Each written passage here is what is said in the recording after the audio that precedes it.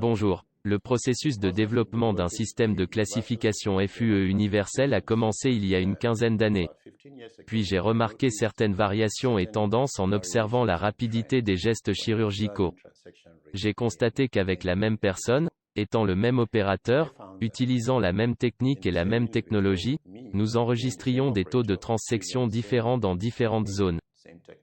C'était assez significatif. De plus, en travaillant avec des patients aux cheveux afro, qui à l'époque étaient considérés comme très difficiles à réaliser, j'ai remarqué que certains patients aux cheveux les plus bouclés étaient les plus faciles à travailler, et le taux de transsection était très faible.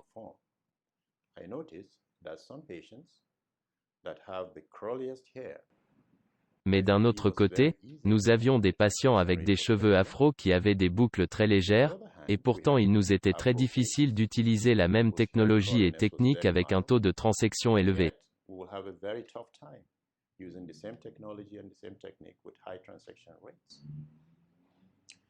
2 ans plus tard, j'ai décidé de commencer à collecter des graphiques transectés de mes patients.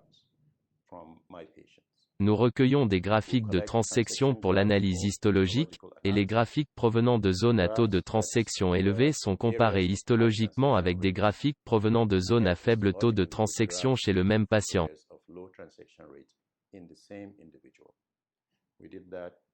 Nous l'avons fait il y a 12 ans et une tendance est apparue très clairement. La première que nous avons remarquée en histologie en comparant les zones à fort taux de transsection aux zones à faible taux de transsection, c'est que les graphes des zones à fort taux de transsection manifestent un épiderme très compact, par rapport aux autres. Compact, dans le sens où la couche cornée, la couche supérieure de la peau, était très dense. Les cellules étaient étroitement regroupées. Cela signifie que la peau du patient était dure et glissante. En FUE, dans le langage de FUE, cela signifie que le punch ne pénétrera pas la peau aussi facilement qu'il le fera avec l'autre type de greffe. Il aurait plutôt tendance à glisser ou à rebondir sur la peau plutôt qu'à la pénétrer. On le sait, cela contribuerait à la dynamique de la FUE. Pour le moment, nous avons remarqué que les graphes qui provenaient des zones très difficiles à fort taux de transsection, avaient un derme plus dense ou plus épais, ce qui signifie aussi que le punch a plus de mal à pénétrer de part en part pour le séparer.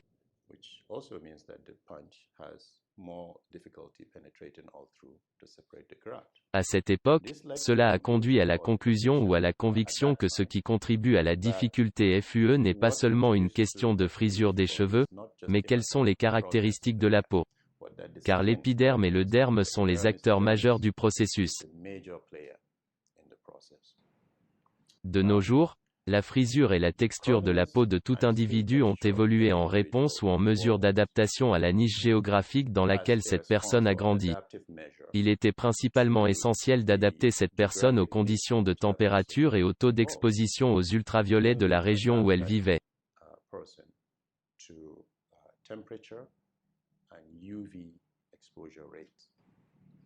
Ainsi, comme conséquence de l'évolution, on s'attend à ce qu'un individu qui a évolué dans une région très ensoleillée et chaude, ait les cheveux plus bouclés et la peau soit plus épaisse.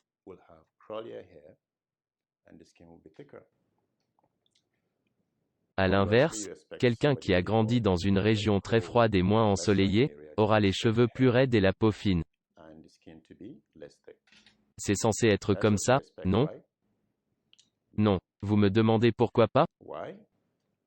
Cela se produit en raison de la nature migratoire de l'espèce humaine et du mélange de gènes qui se produit dans le processus.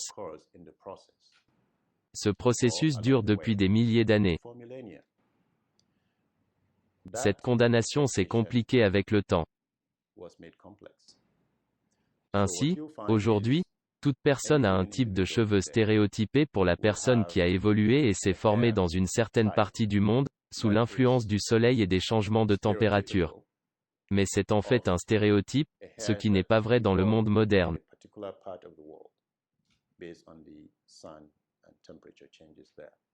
Avoir tel ou tel type de peau reflète quelqu'un dont les ancêtres ont évolué dans une partie très différente du monde avec un temps et un climat différents.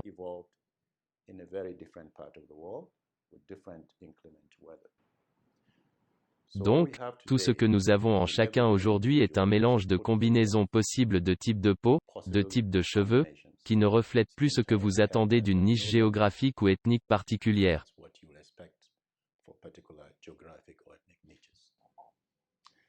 L'échelle de notation universelle FUE tient compte de cette complexité.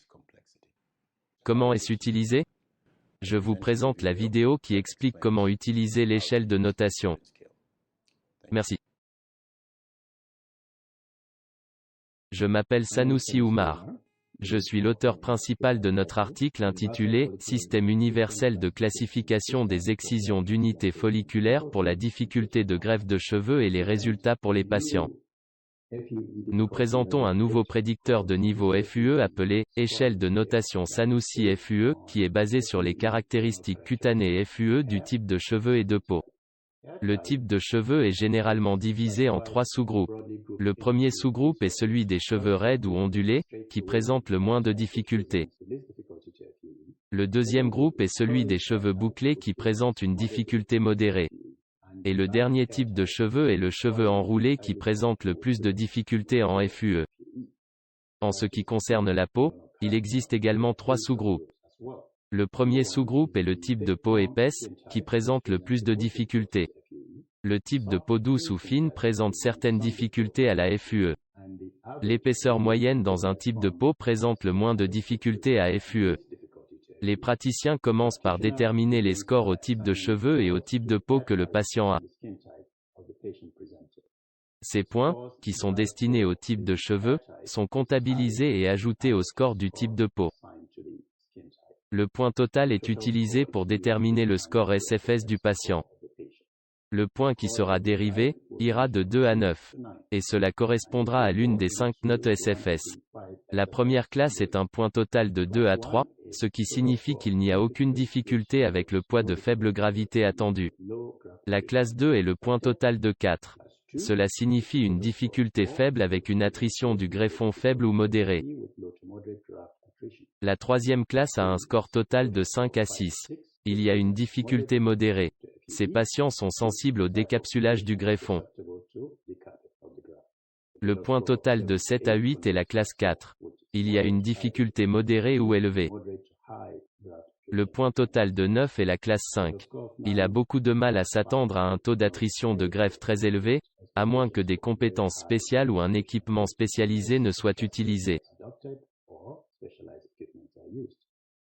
Pour résumer, nous avons présenté une nouvelle échelle de notation de difficulté FUE appelée SFS. On s'attend à ce qu'il prédise la difficulté FUE et les résultats pour le patient. Merci.